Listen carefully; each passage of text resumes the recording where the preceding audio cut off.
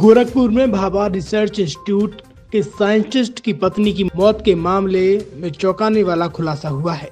नाबालिग बेटे ने ही वारदात को अंजाम दिया। वजह सिर्फ इतनी थी कि मां ने स्कूल जाने के लिए बेटे को जगा दिया था। गुस्से में आकर उसने मां को धक्का दिया। उनका सिर दीवार से टकरा गया।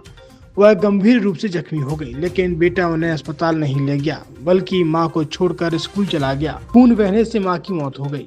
5 दिन तक मां की लाश के साथ रहा। 6 दिन तक पत्नी से बात न होने पर साइंटिस्ट घर पहुंचे। दरवाजा खुला था और बदबू आ रही है। अंदर गए तो देखा पत्नी की लाश फर्श पर पड़ी थी। बेटे ने पिता पुलिस को गुमराह करने की कोशिश की। उन्हें बताया कि गिरने की वजह से मां की मौत हुई है, मगर जब पोस्टमार्टम हुआ तो लाश 6 दिन पुरानी निकली। के बाद पुलिस ने नाबालिग से सख्ती से पूछताछ की तो उसने जुर्म कबूल कर लिया।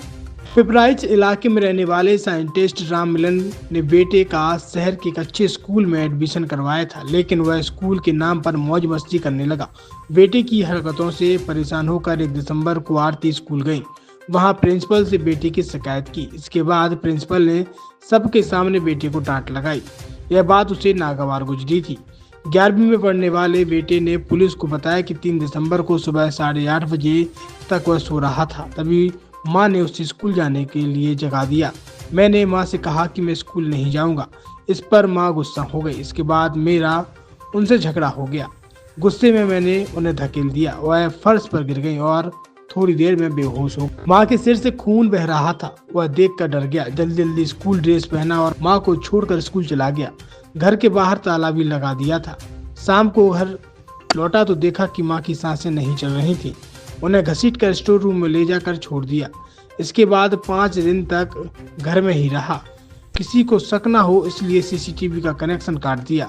जब शव से बदबू आने लगी तो अगरबत्ती जलाना शुरू कर दिया। भाभा रिसर्च इंस्टीट्यूट में असिस्टेंट साइंटिस्ट राम मिल्ले ने बताया कि 3 दिसंबर को मैंने चेन्नई से पत्नी को फोन किया, लेकिन उनका फोन बंद था। 2 दिन तक फोन करते रहे लेकिन नहीं मिला। इसके बाद मैंने साली ज्ञाति देवी को घर भेजा तो पता चला कि घर का गेट बंद था। साली ने अनहोनी की आशंका जाहिर की। मैं फ्लाइट से रविवार 8 दिसंबर को गोरखपुर पहुंचा। यहाँ कमरे में जाकर देखा तो खून से लथपथ पत्नी की लाश पड़ी थी। बेटे से पूछा तो उसने बताया कि स्कूल में आकर खाना खाकर सो गया था।